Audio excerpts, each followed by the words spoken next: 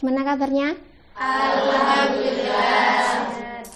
Sebelumnya kita perkenalan dulu ya. Jadi saya namanya Mbak Triwastuti, mahasiswa KKN dari Sekolah Tinggi Agama Islam Yogyakarta, jurusan Hukum Keluarga. Ada yang punya idola yang mungkin idolanya nikah muda? Siapa? Nah, Gus Hizan. Berapa usianya? 19 tahun. Kalau istrinya? 17 tahun. Kira-kira menurut teman-teman 17 tahun itu usia anak bukan? Ya. Karena menurut Undang-Undang Perlindungan Anak, yang dikatakan anak itu adalah orang yang usianya di bawah 18 tahun termasuk yang berada di dalam kandungan. Berarti kalau 17 tahun masih kategori anak.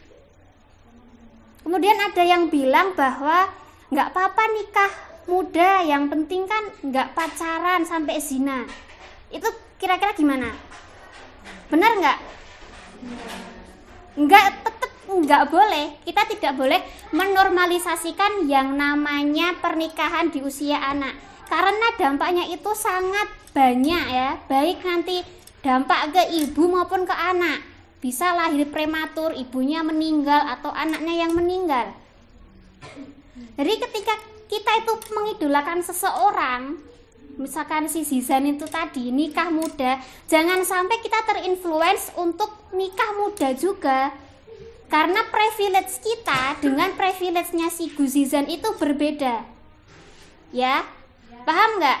Paham. Kalau mungkin si Gus Zizan itu sudah mapan, ilmunya sudah tinggi, apakah sama dengan kita? Tidak. Walaupun demikian, kita juga tidak boleh menormalisasikan yang namanya pernikahan di usia dini, atau di usia anak. Gitu ya. Kalau di dalam Islam itu tidak diatur nikah umur segini, misalkan harus 19, harus 20 tahun, itu enggak. Kalau di dalam Islam itu yang penting udah balik. Ya enggak? Ciri-ciri atau tanda orang balik apa? Kalau yang perempuan paling menstruasi. Kalau laki-laki mimpi basah. Berarti maupun dia 13 tahun, 12 tahun boleh nikah.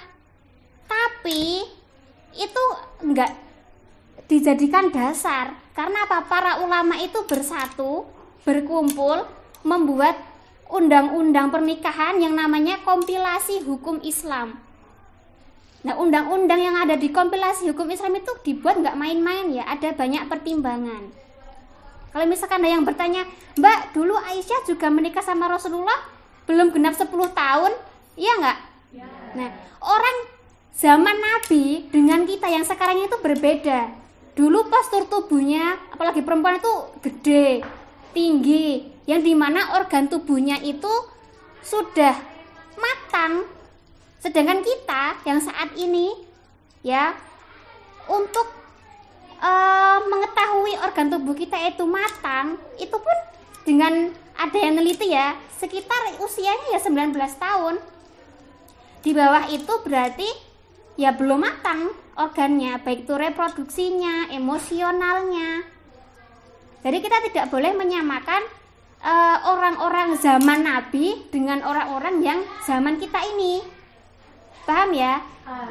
Nah, kalau di Undang-Undang Perkawinan nomor 1 tahun 1974 yang namanya usia pernikahan itu, kalau yang perempuan itu 16 tahun dan laki-laki 19 tahun. Itu pun direvisi karena dinilai tidak relevan. Direvisi ke Undang-Undang nomor 16 tahun 2019 yang mana batas minimal usia perkawinan itu sama-sama 19 tahun. Baik laki-laki maupun perempuan. Jadi kalau 17 tahun itu bukan berarti boleh menikah. 17 tahun itu adalah syarat di mana seseorang itu dapat memperoleh yang namanya KTP. Gitu ya.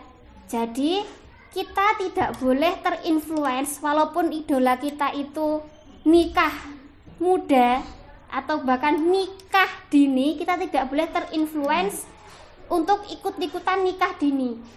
Kalau ada yang bilang untuk menghindari zina. Ingat, untuk menghindari zina itu caranya tidak hanya dengan menikah. Betul? Banyak cara. Misal kita mempunyai kegiatan positif yang sehingga kita pikirannya itu tidak terinfluence kepada yang namanya menikah. Paham ya? Nah, jadi saya berpesan nih buat teman-teman, jangan sampai menikah di usia anak. Apalagi nanti lulus SMK, lulus SMA langsung nikah. Jangan ya. Semua ini harus dipertimbangkan. Dan ilmu, kalau teman-teman itu nikah di usia dini, ilmu agamanya, fikih munakahatnya itu belum cukup. Tentang parentingnya belum ada, finansialnya belum cukup, terus ilmu memahami pasangan juga belum ada, dan banyak hal-hal yang harus dipertimbangkan. Gitu ya. Ya, mungkin cukup itu aja yang dapat saya sampaikan. Mudah-mudahan mungkin bisa disebarluaskan lagi ke keluarga, ke sahabat, atau ke rekan-rekan teman-teman. Dan kalau ada yang salah, jangan dipakai ya. Ya, kalau misalkan saya ada salah kata, mohon dimaafkan. Cukup itu. Nanti silakan teman-teman ke aktivitas biasa, yaitu makan, belajar, dan lain-lain. Terima kasih waktunya teman-teman yang sudah mau mendengarkan saya. Gitu ya. Ada yang mau ditanyakan dulu nggak? Cukup? Oke, karena dirasa cukup, saya akhiri ya. Marilah kita tutup dengan membaca hamdalah bersama-sama. Alhamdulillah.